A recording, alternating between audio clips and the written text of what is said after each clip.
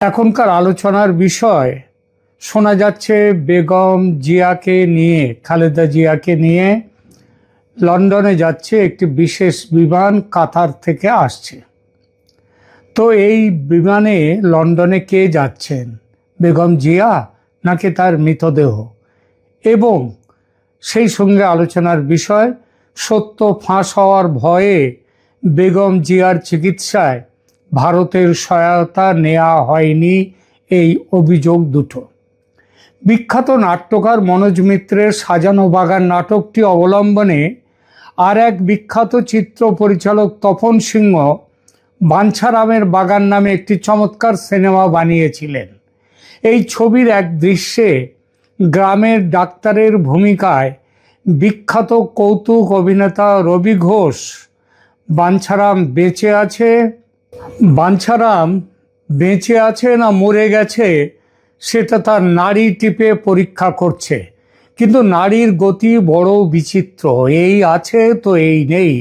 যখন পাওয়া যাচ্ছে না নাড়ির স্পন্দন, ডাক্তার আনন্দে বলছে নেই, মানে বেঁচে নেই। পর মুহূর্তে খুঁজে পাচ্ছে নাড়ির চলা, অমনি দুঃখে ভেঙে পড়ছে আছে। পর মুহূর্তে আবার নেই এবং আছে, এই আছে এই নেই। এই দেখে জমিদার মশাই, যিনি বাঞ্ছারামের মরে যাওয়ার জন্যে যিনি খুব চেষ্টা করছিলেন, তিনি বললেন, তুমি নাড়ি দেখছো না কই মাছ ধরছো ডাক্তার?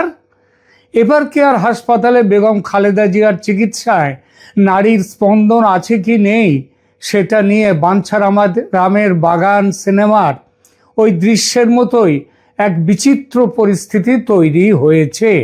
হাসপাতালের ভেতরে বেগম জিয়ার চিকিৎসায় আছেন যারা, তারা নাড়ির গতি আর খুঁজে পাচ্ছেন কিনা সে ব্যাপারে একেবারে টু শব্দটি করছে না। কিন্তু হাসপাতালের বাইরে সারা দেশ জুড়ে প্রবল জল্পনা, বেগম জিয়ার শরীরে আর নাড়ির স্পন্দন নেই, অর্থাৎ তিনি মৃত।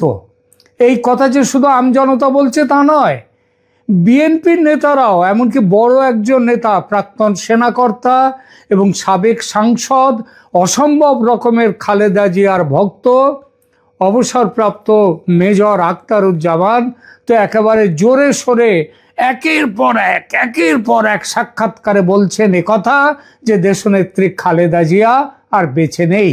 তিনি আবার দেশনেত্রী নন, তিনি দেশমাতা, এই কথাটা বলেন। হাসপাতালে চিকিৎসা হচ্ছে, ইঞ্জেকশন ফোড়া হচ্ছে তার মৃতদেহে, এটাও পর্যন্ত বলেছেন আখতারুজ্জামান।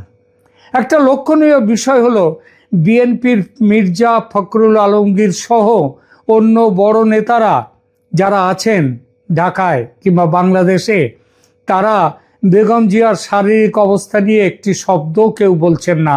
সবাই আশ্চর্যজনকভাবে চুপ, মুখে কুলুপ এঁটেছেন।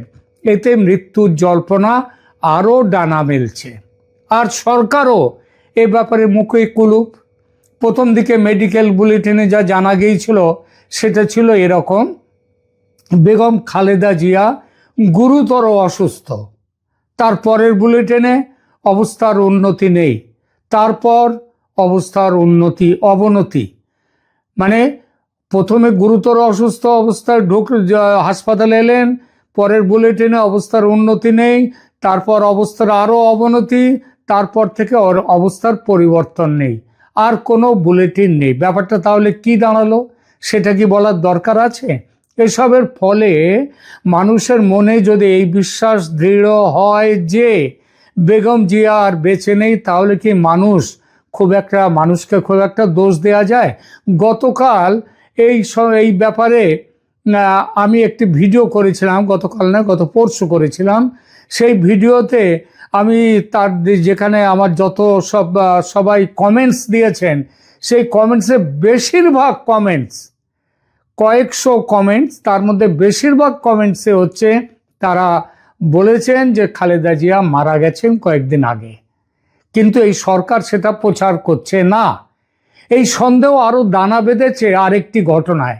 ঢাকার ব্রিটিশ হাই কমিশনার সারা কুকের খালেদা জিয়াকে দেখতে আসা এবং এ নিয়ে গণমাধ্যম সহ বিভিন্ন মহলে যে জল্পনা ও আলোচনা চলছে তা নিয়ে ব্রিটিশ হাই কমিশনার একমাত্র বিদেশি কূটনীতিক যিনি খালেদা জিয়াকে হাসপাতালে দেখতে এসেছেন। এটি স্বাভাবিকভাবেই রাজনৈতিক ও কূটনৈতিক মহলে বিশেষ জল্পনা তৈরি করেছে। দেখুন, আমেরিকা দেখতে এলে সেটা নয় বুঝতাম, তার একটা কারণ আছে। কারণ আমেরিকা চাইছিল যে বিএনপিকে ক্ষমতায় নিয়ে আসা, এইটা চাইছিলেন ট্রাম্প প্রশাসন কিছুদিন আগে পর্যন্ত, এবং আওয়ামী লীগকে নির্বাচনের বাইরে রাখা। তাদের সেই অবস্থার পরিবর্তন ঘটেছে। সেই ঘটার প্রেক্ষিতে তাহলে যদি আমেরিকার যে মানে ইউএস হাই কমিশনার ঢাকায় তিনি যদি আসতেন তবে একটা কথা ছিল, কিন্তু এসছেন কে ব্রিটিশ হাই কমিশনার। এটি স্বাভাবিকভাবেই রাজনৈতিক ও কূটনৈতিক মহলে বিশেষ জল্পনা তৈরি করেছে। কেন তিনি এলেন? যেসব কথা চলছে তা হলো সারা কুকের এই হাসপাতাল ভিজিট নিয়ে যেসব কথা চলছে তার মধ্যে সবচেয়ে গুরুত্বপূর্ণ হলো খালেদা জিয়া বেঁচে আছেন কিনা সেটা নিয়ে সরেজমিনে তদন্ত করা। কারণ হঠাৎই ইউনূস সরকার চেষ্টা শুরু করেছে উন্নত চিকিৎসার জন্য বেগম জিয়াকে কাতারের বিশেষ বিমানে করে লন্ডনে নিয়ে যাবেন। যদি লন্ডনে যাওয়ার পর সেখানকার ডাক্তাররা দেখেন যে তিনি আর বেঁচে নেই, তাহলে নিয়ে যাওয়ার সময় পথের মধ্যে তার মৃত্যু ঘটেছে বলা যাবে। তখন ইউনূস সরকারকে কাঠগড়ায় দাঁড় করানো যাবে না। এটা ইউনূস সরকারের পরিকল্পনা। এই পরিকল্পনার পেছনে আরেকটি ছেদ যুক্তি দেওয়া হয়েছে। সেটা হলো তারেক রহমান যেহেতু বাংলাদেশে আসতে পারছেন না এবং পারবেন না বলে জানিয়েছেন বিশেষ কিছু কারণের জন্য, সেটা আর এখানে বললাম না, তখন মাকে নিয়ে যেতে হবে তার কাছে। কথায় আছে মোহাম্মদ পর্বতের কাছে না গেলে পর্বতকেই মোহাম্মদের কাছে আসতে হয়, অনেকটা সেরকম। কিন্তু এখানে আবার ফ্যাসাদে পড়েছে ব্রিটিশ সরকার। জীবিত মানুষকে লন্ডনে নিয়ে যাওয়ার নিয়ম আছে, তাতে কোনো বাধা নেই, কিন্তু মরা মানুষ কেন যাবে? যদি খালেদা জিয়া ব্রিটিশ নাগরিক হতেন এবং ঢাকায় তার ইন্তেকাল হতো তাহলে সেই দেহ ব্রিটেনে নিয়ে যাওয়া যেত। কিন্তু এখানে ব্যাপারটা তো তা নয়। খবরে প্রকাশ বেগম জিয়ার চিকিৎসায় চীনা ডাক্তারদের সঙ্গেও ব্রিটিশ ডাক্তাররাও আছেন। হাই কমিশনার সারা কুক তাদের সঙ্গে যোগাযোগ করে খালেদা জিয়া বেঁচে আছেন কিনা সেটা যাচাই করতে চেয়েছিলেন। কিন্তু ওই ব্রিটিশ চিকিৎসকরা অফিসিয়ালি যতক্ষণ না মেডিকেল বোর্ড মৃত ঘোষণা করছে তারা কিছুই বলতে পারেন না, বলবেনও না। সেটা নিয়ম বিরুদ্ধ, আইন বিরুদ্ধ। সুতরাং বাধ্য হয়ে নিজেই হাসপাতালে এসে যাচাই করতে চেয়েছেন British high commissioner Sarah Cook. তিনি নাড়ি পরীক্ষা করতে পারেন কিনা জানা যায়নি অবশ্য, তবে নাড়ি পরীক্ষাটা তো খুব একটা গম্ভীর বা কঠিন কোনো বিষয় তা তো নয়। একটুখানি আর তাদের মতো মানুষ, তারা একটু এইসব নিশ্চয়ই তার কোনো অভিজ্ঞতা আছে, না থাকলেও হয়তো শিখে নিয়েছেন।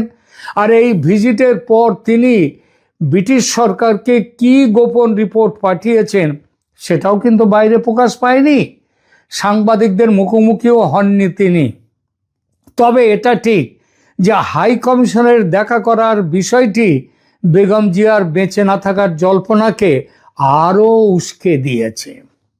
কূটনীতিকের এই পদক্ষেপের মাধ্যমে অনেকে মনে করছেন যুক্তরাজ্য সরকার নিশ্চিতভাবেই এই তথ্যটি যাচাই করতে চেয়েছে, তার জন্যই সারা কুক এসছেন।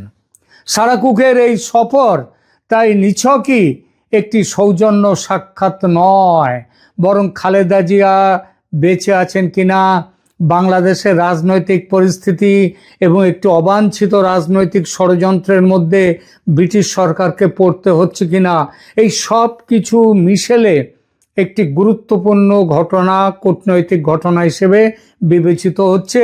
আর নিজেদেরকে সেফ সাইডে রাখবার জন্যে British high commissioner Sarah Cook সেখানে এসছেন সরেজমিনে তদন্ত করতে।